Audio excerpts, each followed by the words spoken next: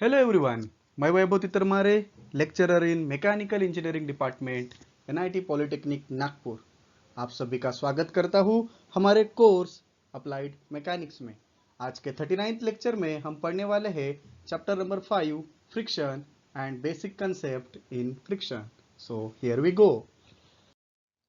Let us summarize the previous lecture. In previous lecture, we have solved the numericals on graphical method to calculate the beam reactions. I hope you all have understood that problem. Learning outcomes. After completion of this lecture, you are able to describe the conditions for friction for the given situation. These are the program outcomes which are going to be achieved after successful completion of this lecture. So let us start our today's lecture with the definition of friction. तो friction क्या होता है? Friction क्या होता है? Friction को हम घर्षण भी बोलते हैं। और फ्रिक्शन होने के लिए दो मैटिंग सरफेस मतलब दो सरफेस का आपको रहना जरूरी है। तो जैसे कि इस डायग्राम में आप दिख रहे हैं, एक ब्लू कलर में जो आपको बॉडी दिखाई गई है, यहां से हम एक पुश फोर्स लगा रहे हैं जिसके कारण बॉडी का मोशन इधर हो रहा है। तो इस मोशन को अपोजिट डायरेक्शन में एक रेजिस्टिंग फोर्स लगेगा, है ना। ये बॉडी इधर जाने की कोशिश कर रही है तो इसको रोकने के लिए एक रेजिस्टिंग फोर्स लगेगा उल्टे डायरेक्शन में। उस फोर्स को हम फ्रिक्शन कहते हैं। उस फोर्स को हम क्या बोलते हैं? फ्रिक्शन। जैसे कि इस डायग्राम में देख रहे हैं, ये जो पर्सन है इस ब्लॉक को स्लाइड कर रहे हैं, जिसकी वजह से ये बॉडी का मूवमेंट आपको इधर जाते हुए दिखेगा, तो फ्रिक्शन आपको इधर साइड में दिखेगा। यहाँ पे मोबाइल फोन का एग्जांपल दे रहा है। बेंच से जब मोबाइल इधर डायरेक्शन में जाता है तो दैट इज मोशन, और इसका जो अपोजिट डायरेक्शन में हमको फ्रिक्शन मिलेगा। ओके, सो डेफिनेशन पढ़ते हैं। व्हेन अ बॉडी स्लाइड और tends to slide on a surface on which it is resting, a resisting force opposing the motion is produced at the contact surface. This resisting force is called as friction force. So when जब body जो होती है किसी block के ऊपर rest करती हुई रहती है, तो जब हम फोर्स अप्लाई करेंगे तो उसका एक डायरेक्शन में नीचे डायरेक्शन में मोशन होगा। तो ऐसा फोर्स जो उसके विरुद्ध दिशा में काम करता है, उस रेजिस्टिंग फोर्स को हम क्या बोलते हैं? फ्रिक्शन फोर्स बोलते हैं। ओके,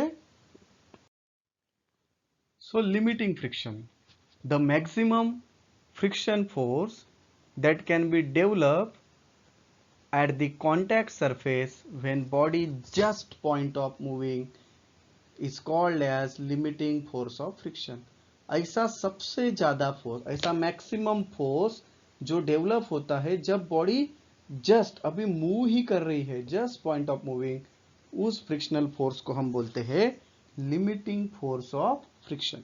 जैसे कि आपको डायग्राम में दिख रहा है, इस फोर्स, ये बॉडी को हम यहाँ पे खींच रहे हैं, जिसके वजह से बॉडी का मोशन जो होगा, बॉडी का मोशन इस डायरेक्शन में होगा, यानी मूवमेंट इस डायरेक्शन में होगा, तो जो फ्रिक्शन है उसके अपोजिट डायरेक्शन में काम करेगा। बराबर है। और हमें पता है वेट हर बार कहा जाता है नीचे, और हमारा जो रिएक्शन है वो परपेंडिकुलर कहा जाएगा ऊपर। ओके, जब न्यूमेरिकल पढ़ेंगे हम तो इसके बारे में और विशेष से चर्चा करेंगे। Okay, advantages of friction. Friction के क्या फायदे हैं? फ्रिक्शन के कुछ फायदे हैं, कुछ तोटे हैं। बराबर है, तो देखते हैं। पहला, friction between pen and paper enables us to write on the paper. बराबर है, फ्रिक्शन की वजह से ही हम पेन और पेपर के बीच में जो फ्रिक्शन होगा उसकी वजह से हम पेपर के ऊपर लिख सकते हैं। Friction between our feet and the ground allows our movement like standing, walking and running. जब हम स्टैंड करते हैं, वॉक करते हैं या रन करते हैं, तो हमारे जो पैरों के ऊपर और पैरों और ग्राउंड के बीच में फ्रिक्शन होता है, उसी की वजह से हम स्टैंड कर सकते हैं, वॉक कर सकते हैं या रनिंग कर सकते हैं। Friction between the surface of the roads and tires of vehicle allow the vehicle to move without slipping. Friction होता है इसलिए हमारी गाड़ी जो होती है वो स्लिप नहीं होती है, व्हीकल्स रोड के ऊपर अच्छे से चल पाते हैं। और we can apply the brakes to stop the vehicle. ना व्हीकल को अगर हमको स्टॉप करना है तो हम ब्रेक का यूज करते हैं, और ब्रेकिंग जो होती है वो फ्रिक्शन के वजह से होती है। So disadvantages of friction. First disadvantages है कि friction causes moving object to stop और स्लो डाउन, है ना। फ्रिक्शन की वजह से हम किसी ऑब्जेक्ट की स्पीड को कम ज्यादा करते हैं। फ्रिक्शन प्रोड्यूसेस हीट, है ना, उष्णता निर्माण होती है फ्रिक्शन की वजह से। उसके वजह से वेस्टेज ऑफ एनर्जी होता है, उसके वजह से क्या होता है, वेस्टेज ऑफ एनर्जी होता है। Friction causes wear and tear of moving parts of machinery, soles of a shoes and chappals. बराबर है। फ्रिक्शन की वजह से जो हमारे मटेरियल होते हैं वह खराब होते हैं। बराबर है। जैसे कि हमारे मशीन्स के पार्ट्स, है ना, खराब हो जाते हैं, या हमारे जो सोल्स रहते हैं चप्पल्स और शूज के वो भी खराब हो जाते हैं। ज़्यादा एनर्जी का लॉस होने की वजह से हमको गाड़ियों के अंदर मोर फ्यूल कंजम्पशन लगता है। अगर हमारी गाड़ी का जो टायर है वो अगर ज़्यादा अच्छा है तो क्या होगा, ज़्यादा अच्छा है तो फ्यूल कंजम्पशन ज़्यादा होगा ना, बराबर है कि नहीं है। तो वहाँ पे ज़्यादा एनर्जी का लॉस होता है, तो मोर फ्यूल कंजम्पशन। बराबर है। और पांचवा जो इसका डिसएडवांटेज है, energy loss. Okay, so these are the different disadvantages of friction. अभी देखते हैं हम what are the different types of friction. तो बेसिकली दो टाइप के फ्रिक्शन अवेलेबल होते हैं, एक होता है स्टैटिक फ्रिक्शन और एक होता है डायनामिक फ्रिक्शन। तो जब बॉडी रेस्ट में रहेंगे, है ना, जब बॉडी रेस्ट में, दोनों बॉडीज जो रहेंगे वो रेस्ट में रहेंगे, then it is called as static friction. बराबर है। So friction experience by body when it is at rest is called as static friction. बराबर है। फिर उसके बाद आता है डायनामिक फ्रिक्शन। उसके बाद क्या आता है बेटा, dynamic friction. Friction experience by body when it is in motion, जब सरफेसेस, कांटेक्ट सरफेसेस मोशन में रहेंगे, then it is called as dynamic friction.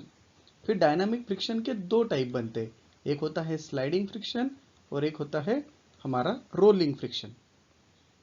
तो स्लाइडिंग फ्रिक्शन कब होगा, जब स्लाइडिंग मोशन होगा। बराबर है। So sliding the friction experience by body when it slides over another body, ना। फ्रिक्शन जब होगा तो एक बॉडी दूसरे बॉडी के ऊपर क्या करेंगी, स्लाइड करेंगी, उस फ्रिक्शन को हम बोलेंगे स्लाइडिंग फ्रिक्शन। दूसरा फ्रिक्शन आता है रोलिंग फ्रिक्शन। यहाँ पे बॉडी क्या करेंगी, रोल करेंगी। Friction experience by body when it rolls over the another body, it rolls over the another body is called as rolling friction, right? So these are the basic different types of friction. तो आप सभी को इन frictions को अच्छे से ध्यान में रखना है। ओके, तो जो हमने अभी देखा उसको डायग्रामेटिक वे से देखते हैं। सो अगर मोशन ही नहीं हो रही है, बताइए जल्दी जल्दी बताइए, ये ब्लॉक में कोई भी मोशन नहीं हो रही है तो ये रेस्ट में रहेगा। रेस्ट में रहेगा मतलब ये कौन सा फ्रिक्शन रहेगा, स्टैटिक फ्रिक्शन। अब यहाँ पे स्लाइडिंग मोशन हो रही है, ये बॉडी यहाँ पे, तो इसको हम बोलेंगे स्लाइडिंग फ्रिक्शन। और ये बॉडी यहाँ पे रोल हो रही है तो हमें कौन सा फ्रिक्शन मिलेगा, रोलिंग फ्रिक्शन मिलेगा। बराबर। अभी हम देखते हैं बहुत important term, angle of friction. तो सबसे पहले हमें इस डायग्राम को समझना पड़ेगा।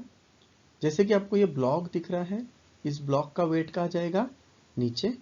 ब्लॉक का वेट नीचे जाएगा, उसकी वजह से इसका जो रिएक्शन है, नॉर्मल रिएक्शन, जिसको हम एन बोलेंगे, ये कहा जाएगा ऊपर। इस ब्लॉक को हमने क्या किया, इस ब्लॉक को हमने पी नाम के फोर्स से मूव किया, तो बॉडी का जो मोशन है वो इधर साइड में होगा और फ्रिक्शन इधर साइड में जाएगा, बैकवर्ड डायरेक्शन में। बराबर है। अभी इस बॉडी के ऊपर टोटल 4 फोर्सेस है, जैसे रिएक्शन है, फोर्स है, वेट है और फ्रिक्शन है। तो इनके वजह से बॉडी का एक रिजल्टेंट फोर्स रहेगा, उसे हम यहाँ पे इस चैप्टर में रिजल्टेंट रिएक्शन बोलते हैं। उस चैप्टर में हम इसको क्या बोलते हैं, रिएक्शन बोलते हैं। बराबर है। तो ये जो रिएक्शन है, रिजल्टेंट रिएक्शन और ये जो नॉर्मल रिएक्शन है, तो रिजल्टेंट रिएक्शन और नॉर्मल रिएक्शन, इनके बीच में के एंगल को हम क्या बोलते हैं, इनके बीच में के एंगल को हम बोलते हैं एंगल ऑफ फ्रिक्शन। बराबर है। तो मैं एक डायग्राम बना के आपको फिर से बताता हूं। देखिए ये हमारा सरफेस है, इसके ऊपर हमने एक बॉडी रखी हुई है। बॉडी का वेट कहाँ गया? नीचे, है ना, बॉडी का वेट नीचे गया और इसका नॉर्मल रिएक्शन कहाँ चली गई? ऊपर। इस बॉडी को हमने पी नाम के फोर्स से पुल किया तो बॉडी इधर गई, तो मेरा फ्रिक्शन कहाँ जाएगा? इधर जाएगा। इस बॉडी के ऊपर अभी टोटल 4 फोर्सेस है, उसकी वजह से इस बॉडी के ऊपर एक रिजल्टेंट रिएक्शन आएगी एस। तो ये जो रिजल्टेंट रिएक्शन है वो नॉर्मल रिएक्शन है। इनके बीच में के एंगल को हम क्या बोलते हैं? Angle of friction. इसके बीच में के एंगल को हम क्या बोलते हैं? Angle of friction. तो what is angle of friction? The angle between normal reaction and resultant reaction is called as angle of friction. It is also called as limiting angle of friction and it is denoted by theta. Okay.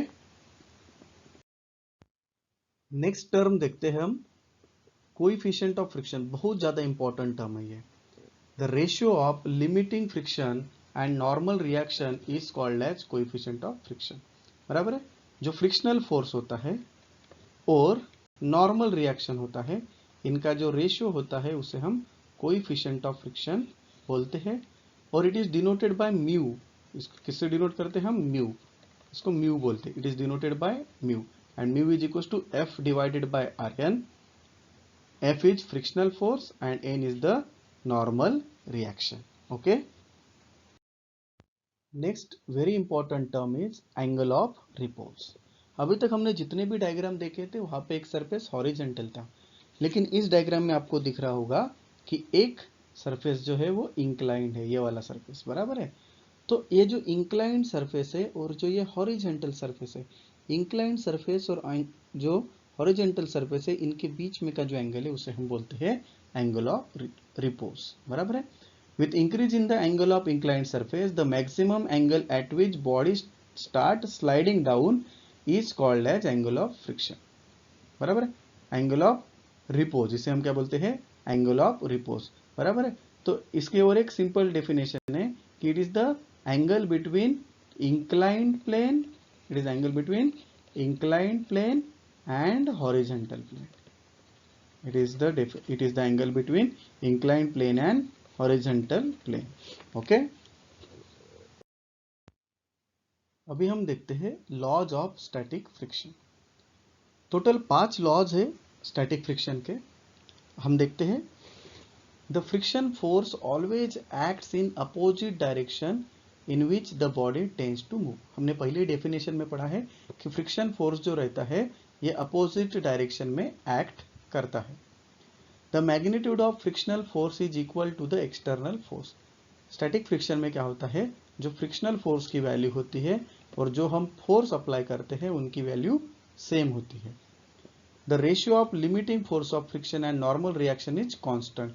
जो frictional force है और जो normal reaction है इसका जो है ratio ये constant रहता है, जिसको हम कोएफिशिएंट ऑफ फ्रिक्शन म्यू बोलते हैं।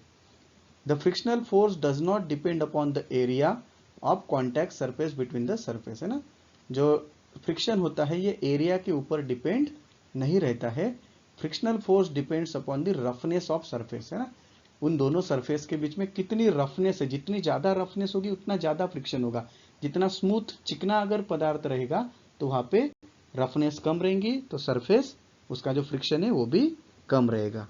Okay. Unit outcome achieved. Describe the condition for friction for the given situation. Today we have discussed about the various concepts regarding the friction. These are the program outcomes that we have achieved. These are the most likely questions asked in MSBTE. So आप सभी को इन questions को अच्छे से clearly लिखना है और उसके जो PDF है मुझे भेजना है। Okay. So thank you very much guys. In next lecture we are solving the numericals when body placed on a horizontal plane. Okay. So ऐसे हंसते रहिए, मुस्कुराते रहिए और मैकेनिक्स की प्रैक्टिस करते रहिए। Thank you.